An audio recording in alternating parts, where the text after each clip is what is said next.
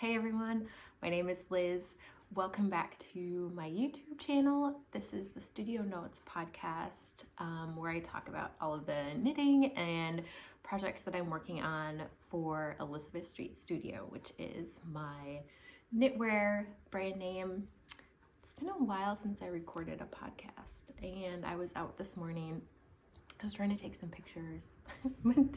It kind of was a fail, but it's a nice fall day out, so it's okay. But I was out taking pictures, so I'm in like thinking about knitting mode, and so I thought it would be a good morning to sit down and chat and record another podcast. I've got a few projects that are actually finished, which is really exciting. I think I've also moved spots since my last podcast. My apartment is the bottom flat of a house, and I've nicknamed it the burrow because it feels like a cave sometimes. There's so little natural light, and so I feel like I'm constantly trying to move around, trying to catch the light, especially with the changing of the seasons. Today was really like the first chilly morning, but it actually felt kind of good. It's like a brisk wake you up kind of chilly, not a go back and hibernate inside kind of chilly. And the trees are just starting to turn. I thought there would actually be more color down by the river where I was walking this morning, but there's not yet. There will be. I thought we were maybe a little bit further ahead with color, but I don't think so. So changing of the seasons, it can be hard to find a good spot with light in it. So we're trying out this little corner here. I don't know, like I always look for those when I watch knitting podcasts. I always look for, like, it's a visual cue of where they sit, and so I feel like maybe it's not as easy to remember what podcast you're watching if you keep moving around. So I apologize, but it is what it is. So I refilled my coffee. Hopefully my phone battery is still good. I have, this fall has been it's been moving along pretty well with the knitting that I've been doing and kind of the plans that I have. I feel like I lose momentum right in the middle of a project. I don't know if you guys find that, but the beginning is really exciting and then the end is really exciting. But the part in the middle, I always lose steam, or I get distracted and start working on something else, so sometimes that middle part seems to take a lot longer than I think, but that's okay. Well, the first thing I wanted to share is actually the sweater I'm wearing. Look how beautiful it turned out. I think I've talked about this on a past episode. I don't remember. It probably has been a while because it got picked up and put down a number of times. But this is Feather and Fern from Jen Steinglass Knit Love Wool. This is my first circular yoke pattern. How was it the first one? I don't know. But I have never knit one before. I think I, focus a lot on my own designs, and if it's a personal project, it gets maybe pushed to the back burner. But I absolutely loved knitting this. I loved knitting it. I understand why people are obsessed with circular yokes now. Like, I get it. I get it now. Like, it's so satisfying, especially you don't have to do any finishing. Like, it's fantastic. So I loved the process of knitting this, which I think was really interesting because usually I'm a lot more focused on the finished product. Like, I want something that looks beautiful that I can wear, and that's where like a lot of the enjoyment comes from. Not that I don't enjoy knitting it, but a lot of it comes from the actual being able to use that piece in my wardrobe.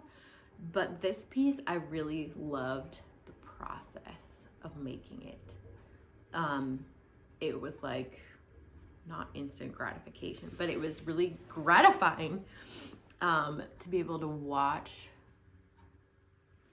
the pattern appear, to be able to try it on as you go and see your progress and see, oh yes, this is working, or no, this isn't working, and to not feel like it was just a total gamble okay, this measurement says it worked, but how is it actually gonna fit? I mean, even if your gauge is correct, sometimes there's still something that is off in the fit just because every body is unique, every pair of hands is unique. So that was interesting to me to realize how much I loved that process of knitting this type of sweater. I used Cascade 220. So it's a very budget-friendly yarn, which I loved working with. And the colors, there was a ton of colors to pick from, which I like. And I'd actually seen a version really close to this on Ravelry, which is where I got the color combination idea from. But let's be honest, I probably would have picked this color anyway. I've been kind of obsessed with this like rusty orange for a really long time. Like all of this whole year. Literally the last like 4 things I've knit have all been some sort of shade of this. As you will see. I think today this color is the theme of not only this podcast, but the last 6 to 8 months of my life. But it's perfect for this time of year. And I think it goes really well with my skin tone. It just fits. It fits. Oh, yarn. That's what I was talking about. I liked working with Cascade. I was surprised at like how well it looked once it was all blocked out. I was like, oh, nice. I will say it is ever so slightly, just a little bit prickly. Just a little bit prickly on my arms. I think I just have really sensitive skin.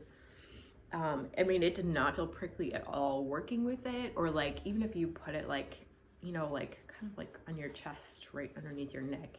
I mean, that's a good sense of how itchy or smooth or drapey a yarn is if you put it next to your skin right here. And it didn't really feel itchy there, but on the sleeves, ever so slightly it does. This is the second day that I've worn it, you know, out and about. I wore it for a full work day, one day. And that was okay. Like by the end of the day, I was like, okay, I'm ready to just like put on a sweatshirt. So I might have to pay attention to that moving forward. I mean, I'll definitely wear it. And I think maybe I can even find a layer to put like underneath too. Probably a tank top, because anything with sleeves would be way too warm. I mean, this is gonna be probably like a deep winter sweater or an outer layer for like a day like today. But so I was a little disappointed with how it felt wearing it, just the fiber content, because I wasn't expecting it to be an issue at all. So I'll have to pay attention to that moving forward. I actually don't have a ton of sweaters that I've knit for myself, which sounds weird. The other one that I wear a lot it's a weekender, but it's knit out of actually Patton's natural wool from like Joanne Fabrics.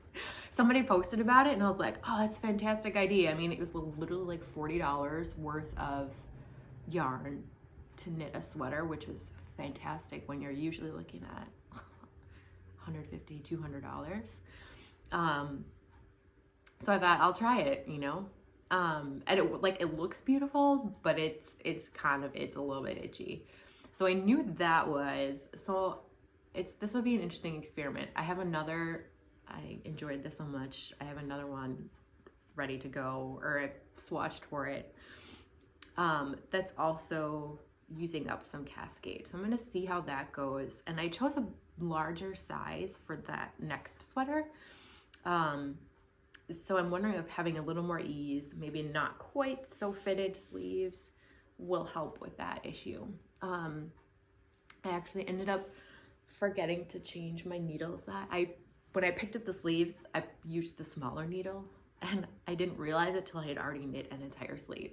I was like, oh shoot. I am not reknitting that. I'm not gonna reknit that. So I just went with it. So, I mean, I can kind of tell that, I mean, you really just ever so slightly, that's like the pickup right there. But I'm the only one who's going to notice that. I'm like, it's okay. I'm willing to live with it. It's made by imperfect hands, so it's okay. But that was the only like big, I think, mistake.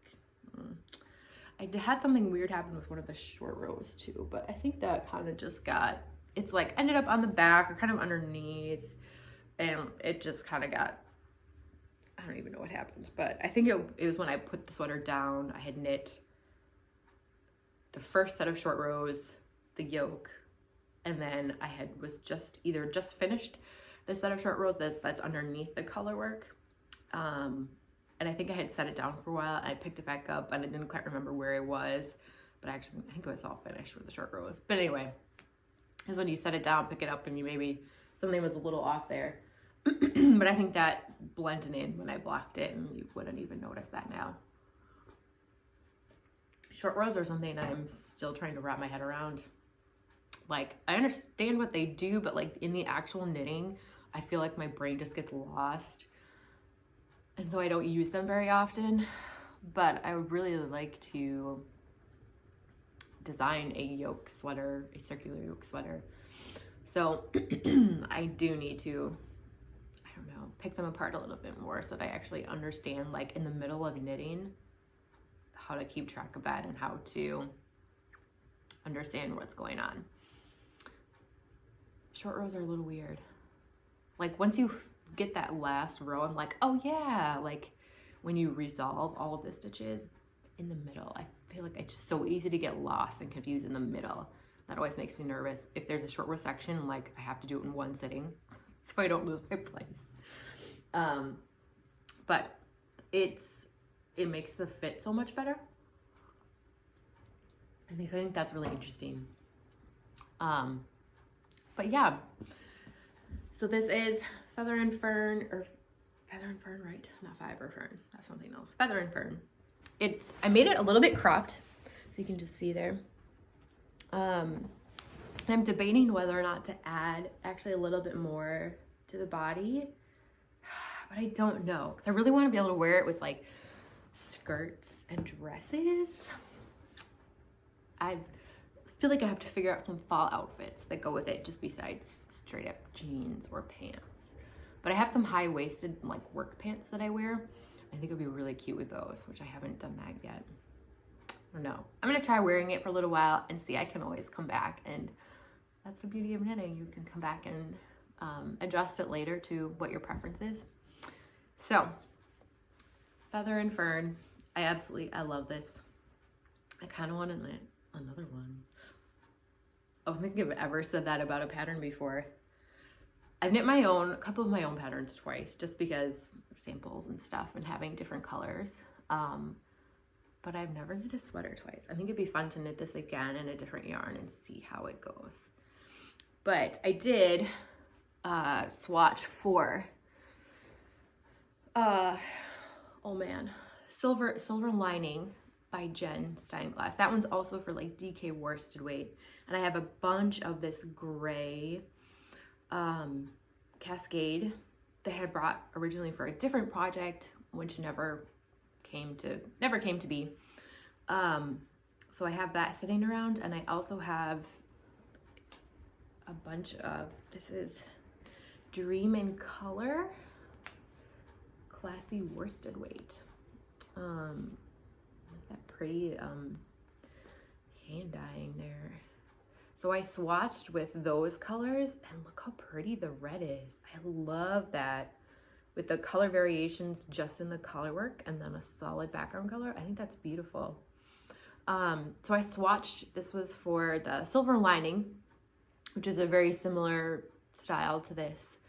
And so I'm gonna try this one as my next sweater. And like I said, I added a little bit more ease to see if that would maybe help with the little bit of edginess, a little bit of, maybe not the softest thing I've ever worn.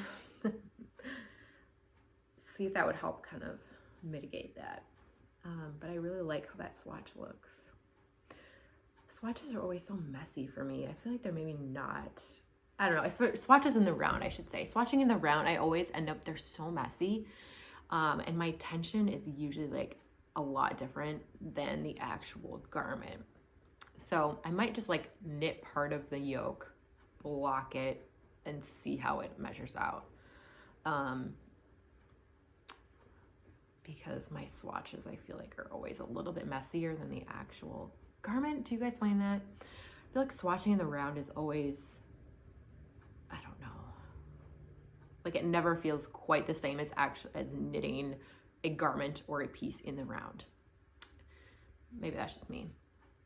Never feels like it gets quite the same results. My actual garment is always way neater than the swatches, which is going to be a good thing, but for measuring, maybe isn't always the greatest. But so my stitch count was like right on par.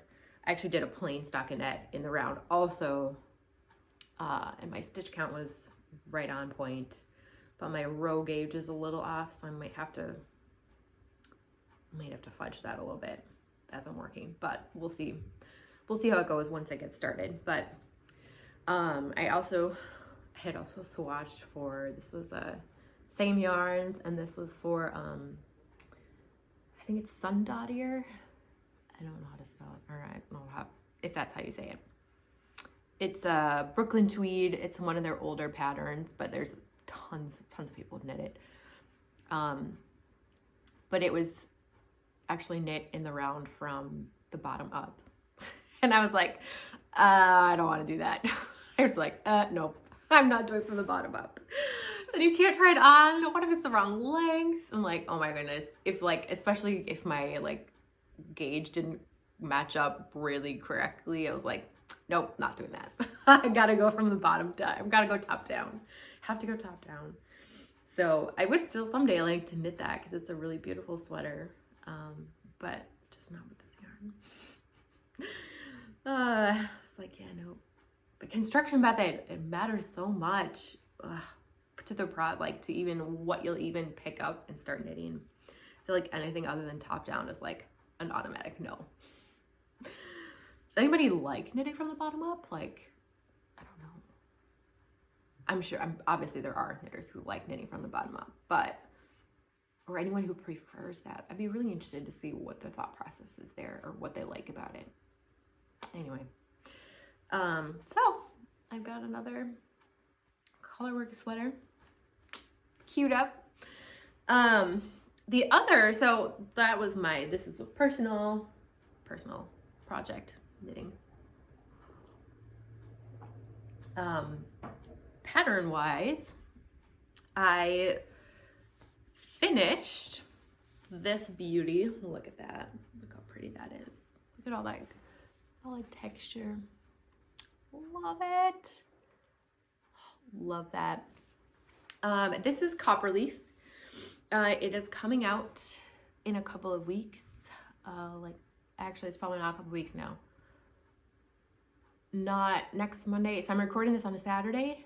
Not next Monday, but the Monday after that, I believe, is when I have it set to come out.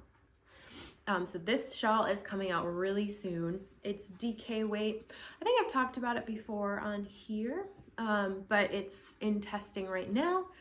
I think maybe one or two have actually finished already, and they look really lovely. So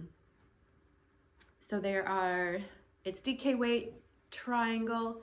It's a little bit wider than it is longer, so you do more increase along the top edge, and then increase on the front side and the back side rows on the top edge, and then just the front side row down the center.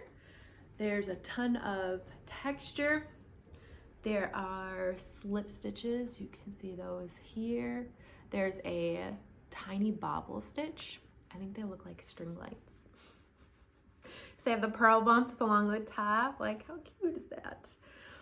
That's the tiny bobble stitch. And then we have some regular bobbles here. Oh, I just like how they all look together. It's so fun. And then there's a little bit of just like a simple garter border on the edge.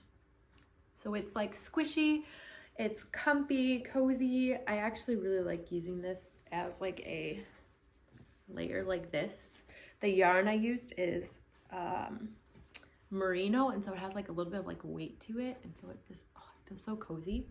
So I liked wearing it like that, and I don't usually wear a lot of shawls like that. But I wore it on my walk this morning, and it was very cozy, and it's gonna be a really good outer layer too if you like wearing shawls either over a jacket or tucked underneath. It's really cozy like that too. The yarn is Autumn and Indigo Classic DK in the colorway Umber. So it's like the perfect copper leaf and umber. Oh, it's just so soft. It's the perfect yarn for this time of year. Perfect fall garment or fall accessory if you need something cozy added to your wardrobe. A cozy layer. Copper leaf is it. So that's coming out really soon, which I'm really happy about. If you don't want to miss any of the releases or the intro, any discounting that I decide to do, that'll all be in the email newsletter. So make sure you sign up for that. There'll be a link for that in the description of the video. And then, oh, what else was I going to say? Oh yeah, there's a regular newsletter and there's a test knitter newsletter as well. So you can sign up for either one of those or both. The regular newsletter, I send out, you know, pattern releases. I try to send out like a seasonal update every few months. So it's not spamming your inbox or anything like that. And then the test knitter newsletter, whenever I have a new test knit that's ready, I'll send the email out to that email list first before I post in like another Ravelry group. I try to do that before I post on social media, or Instagram is really the only place that I do that. So I'm trying to build that test knitter newsletter up so that I can go there first before social media if possible. So if you want to be the first to know about new test knitting stuff, which there's going to be some coming soon, and you can be the first ones to know about that, and then sign up if you're able or interested. So I'm really happy about Copperleaf. I had a swatch of these stitch patterns sitting on my desk for probably 8 months, and I was like, I need to do something with that because it's so pretty. So we have Copperleaf, and I actually did also a stitch tutorial for how to do the bobbles. There are so many different ways to do bobbles, and this one I found it just easy. You don't have to flip to the front and the back of the work, which I did not like doing. And it seemed a little bit simpler than some of the other ones. When you're actually knitting the bobbles, they feel kind of messy, but I feel like once this was blocked, like they don't look messy at all. So I definitely kind of trusted the process there, and I'm glad I did. So I think it's a simple way to do it. They're kind of these smallish, medium-sized bobbles. Like they're not like big, giant things. That's not what I was going for. But it'll be really easy to sub in if you have a preferred way of doing it. As long as stitch count stays the same, you're good to go. You could sub in a different method really easily if there's something different to your taste or whatever. That's totally fine. But yeah, Copperleaf is giant, cozy, soft. Oh, soft and lovely. And I like how that turned out. I haven't written a pattern that was just stitches with no chart. This pattern is all written out. I always get asked about that. I feel like people ask if I use charts a lot in my other patterns. And people are always like, oh, is it written down? I'm like, no, I'm sorry. Something I maybe need to work on. My brain is so visual. Like I would much rather have a chart, a visual map of where I'm going. With written out. I mean, even with this, just writing this, like I look at my knitting. I don't even look at the pattern, which for writing was bad because then I did not take good notes, which I realized when I, was working with my tech editor. But I'm such a visual person that I will forget that not everyone is like that. So this, for people who do not like charts, this will be great because everything is written out for you. There are no charts in this one. But I think it's very easy to see where you're following visually because it's the same kind of section repeated just a couple times. So it'll be easy to see where you're going and what should be next. So you have the tiny bobbles, the slip stitch, and then the bigger bobbles. Like that's the section that you work, 4 times? 1, 2, 3, 4 times. There's a little bit of garter at the top and the bottoms then too. So if you're not into charts, this will be a great pattern for you. But I'm really happy how it turned out. I'm so glad I finally did something with that swatch that was sitting up there and like brought it to life, put it out into the world. That's such a good feeling. And I'm gonna really enjoy using this season. So I hope lots of knitters out there will enjoy it as well. So Copperleaf has been a big thing that's been in the works lately.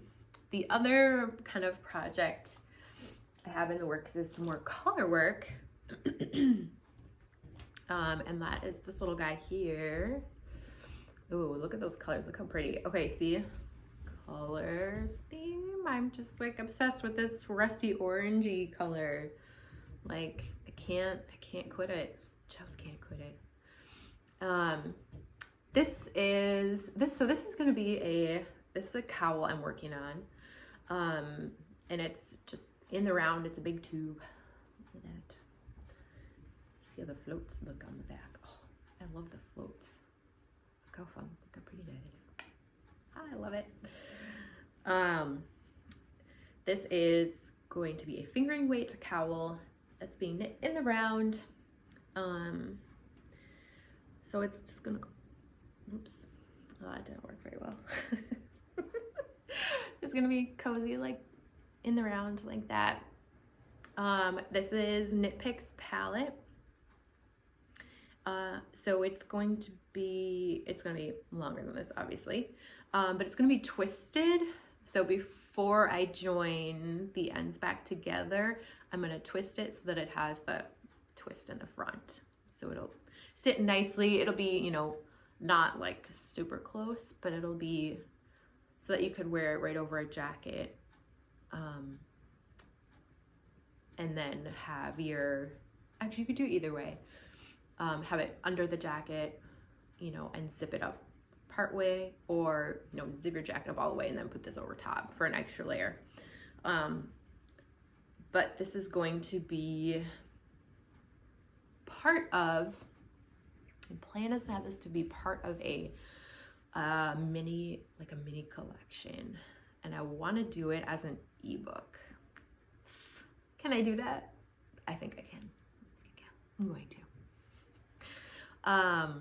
As an ebook, I had another idea for a mini collection, but it just didn't quite come together yet.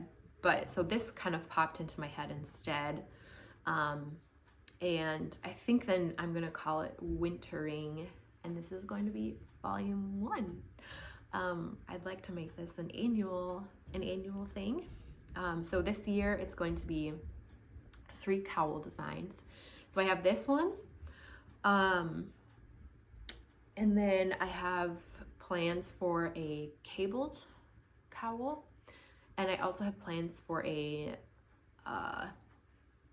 lace cowl, but in a larger gauge, in like an Aran weight gauge. So a chunky lace cowl too. Oh, it's gonna look so good. I promise you, it's gonna look really good. So I don't have I haven't started knitting those yet. I have I have the pattern for the lace cowl already set. I do not have the one that's the most I haven't started yet, is the worsted weight one, or the cabled worsted weight one. I haven't started that yet. But I started with this one. with the color work. I don't know if you will recognize it or not. Well, this is actually the same color work pattern that was in my Wilder hats and the Wilder Woods hats and the Wilder mitts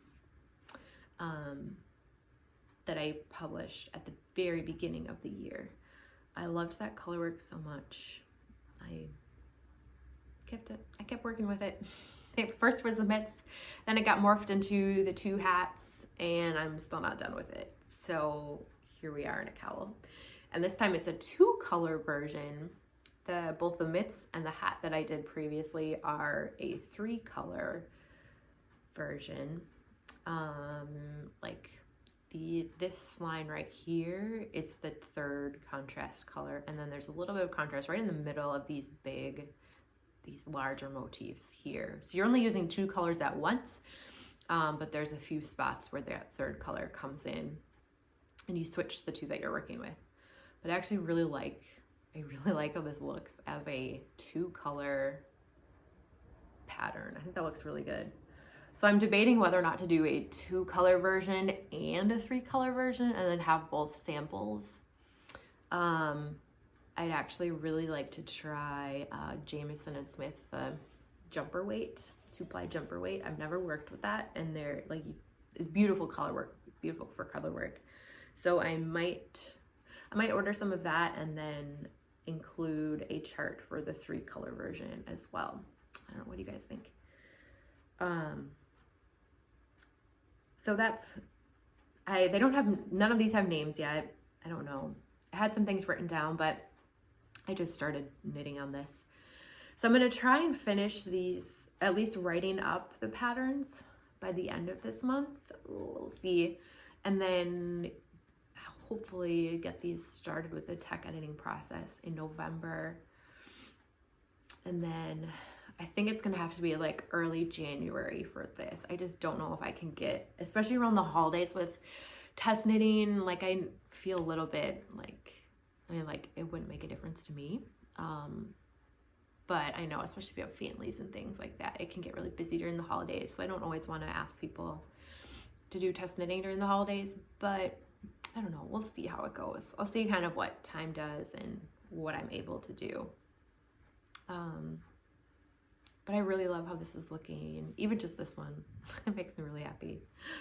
So this, you can see that it's gonna repeat. This was like from the little stars to the top here is like a repeat. So I'm gonna do this 2 more times. I think the chart actually ended up, this whole thing is 1 chart repeat.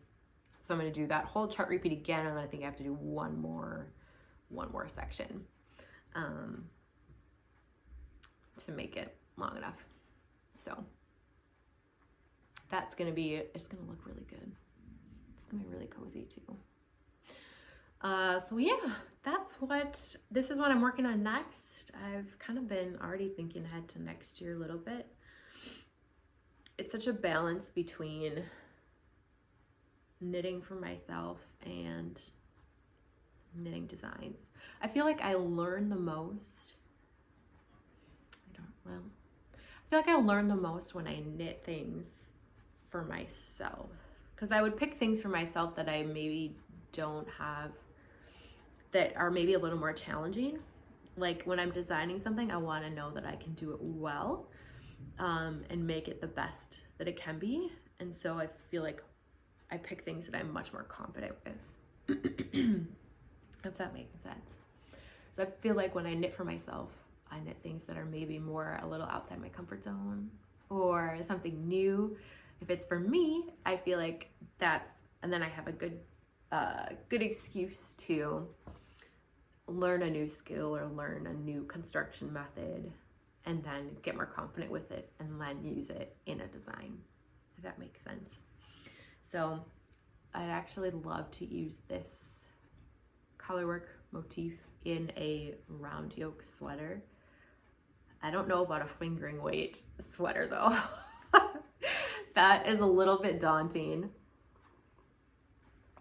That feels a little daunting. I mean, you can totally do it. and people do all the time.